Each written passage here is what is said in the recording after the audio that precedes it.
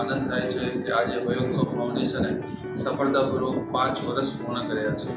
આ 5 વર્ષની જર્નીમાં જે પણ લોકોનો મને સામાજિક પ્રવૃત્તિમાં સાથ અને સહકાર મળ્યો છે એમનો હું દિલથી આભાર વ્યક્ત કરું છું. અને આપ સૌના સાથ અને સહકાર થકી જ આવી પ્રવૃત્તિઓ કરવા માટેનું અમને બળ મળે છે અને શક્તિ મળે છે.